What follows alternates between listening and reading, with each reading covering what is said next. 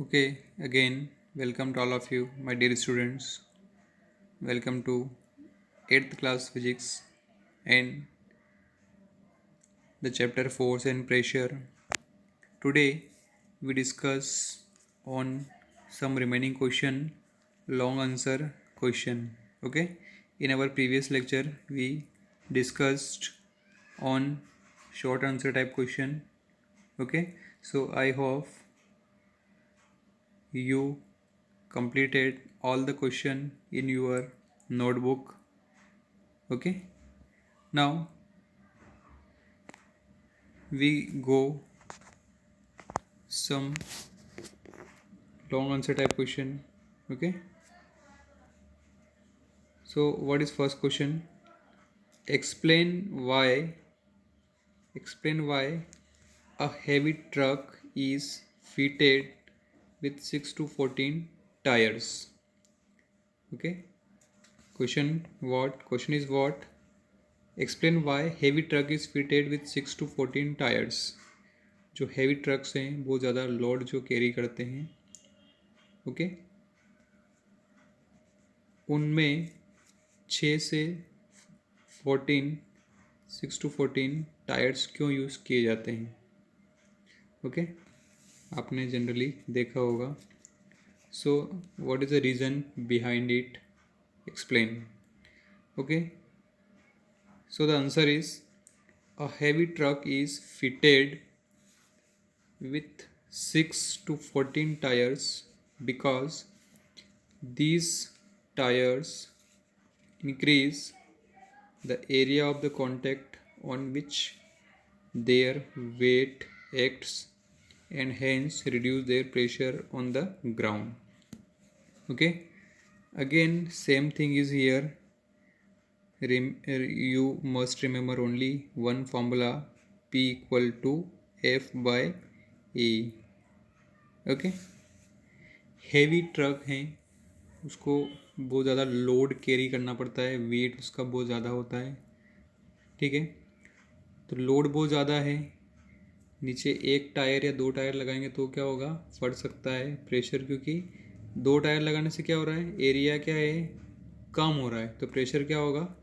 ज़्यादा होगा.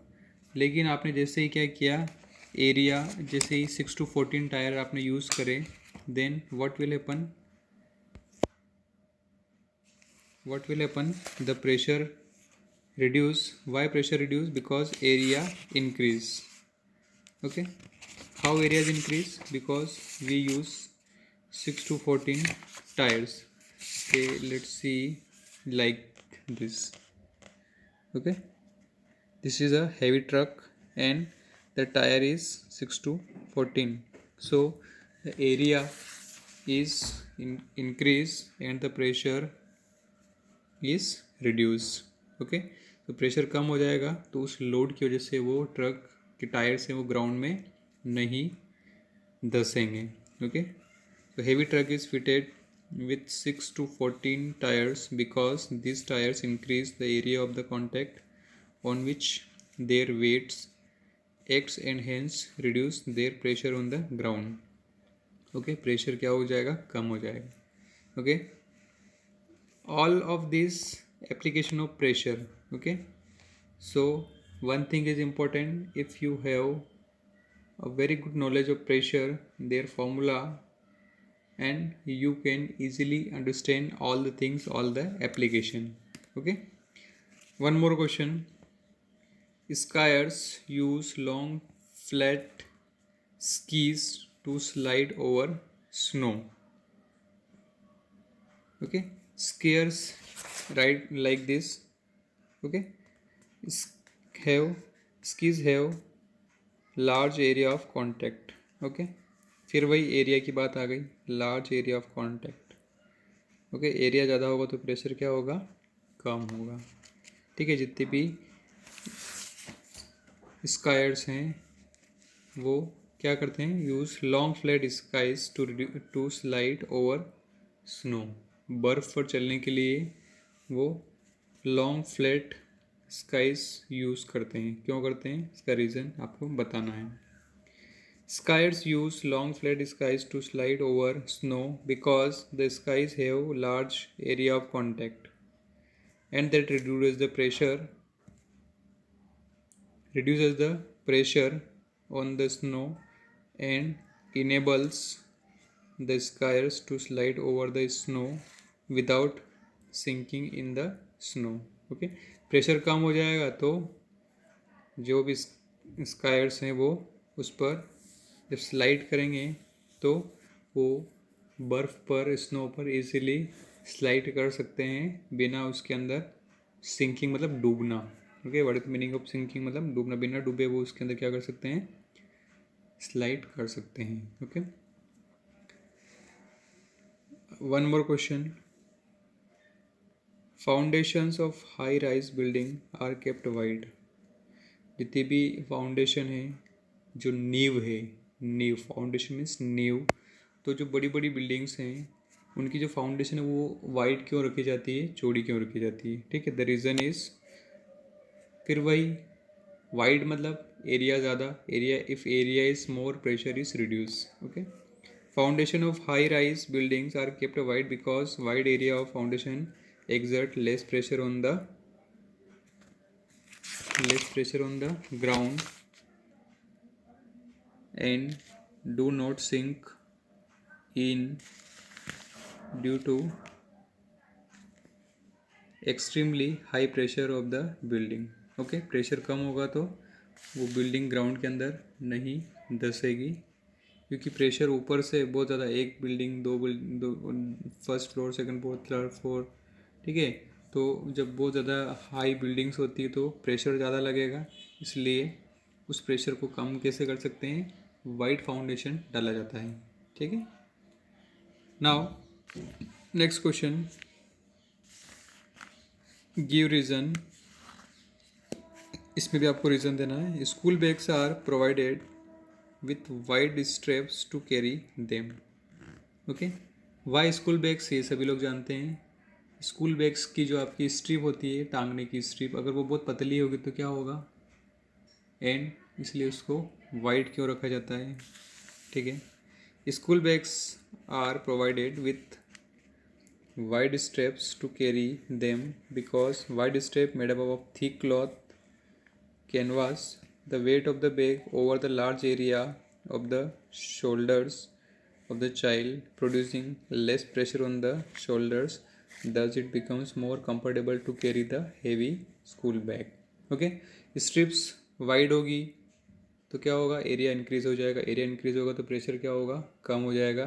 The pressure is reduce, so easily student or child can take the bag on their shoulders. Okay, so it is more comfortable to carry the heavy school bags. Okay, school bags बहुत heavy होता है. ठीक है, बहुत सारी किताबें, कॉपियाँ सब होती है उसके अंदर, सो वाइड स्पीड रखना जरूरी है. Okay okay, next question. The walls of a dam are thicker. The walls of a dam are thicker near the bottom than at the top. The walls of the dam are thicker. जो dam की जो दीवारें हैं वो thicker near the bottom than the top. ठीक है, like this.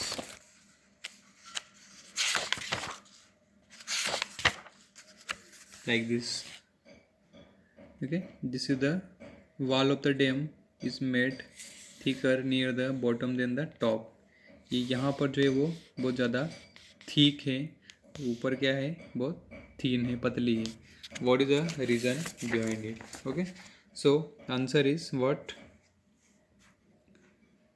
The wall of the dam is made thicker at the bottom because water pressure increases with depth.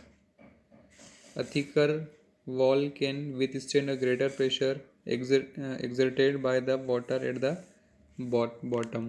Okay, thicker इसलिए रखा जाता है क्योंकि बॉटम में क्या होता है, जैसे जैसे डेप्थ बढ़ती है प्रेशर क्या होता है, इंक्रीज होता है. ओके, उस पूरे डैम का. And thicker wall can withstand a greater pressure exerted by the water. तो वाटर के से जितना भी प्रेशर इंक्रीज हुआ है उसको क्या कर सकती है, उसको रोक कर रख सकती है, या उसकी कैपेबिलिटी जो है, उन दीवारों की कैपेसिटी जो वॉल्स हैं डैम्स की, वो उसको रोक के रख सकती है। ओके, जितना भी हाई प्रेशर है, ग्रेटर प्रेशर है, उसको वो सहन कर सकती है एट द बॉटम, नीचे की तरफ। ठीक है, ऊपर तो क्या रहेगा, प्रेशर कम रहेगा। ठीक है, तो वहाँ पर तो पतली दीवार भी चल जाएगी, लेकिन नीचे जो है वो प्रेशर बहुत ज़्यादा रहेगा, तो उस ज़्यादा प्रेशर के लिए दीवार कैसी होनी चाहिए, ठीक होनी चाहिए बॉटम में। ठीक है, now the last question, describe the types of contact and non contact forces. Okay, the type of contact and non contact forces, so these questions we discussed in our notes। ओके, इस question को हम अपने notes में discuss कर चुके हैं। So no need to write this question, you can learn this question from your notes. मैंने पहले आपको ये टॉपिक पढ़ा दिया है, उसमें लिखवा दिया है types of classification of forces और types of forces. Okay, contact force क्या होता है, उसके टाइप्स कौन कौन से हैं सारे, muscular force, okay, muscular force, और कौन कौन से हैं, फ्रिक्शनल फोर्स। ठीक है, ये दोनों फोर्स, मस्कुलर फ्रिक्शन, दोनों कॉन्टैक्ट में आ जाएंगे। नॉन कॉन्टैक्ट में उसके भी मैंने डेफिनेशन आपको लिखवा दी है, उसके दोनों तीनों type, magnetic force, electrostatic and gravitational forces. Okay, तो ये क्वेश्चन आप कहाँ से लिखेंगे, आपके नोट्स से लिख लेंगे, इसको मैं नहीं लिखवा रहा हूँ। ठीक है, so this is all about the long answer type question। Okay, and the remaining numerical we already discuss and solve in our fair copy।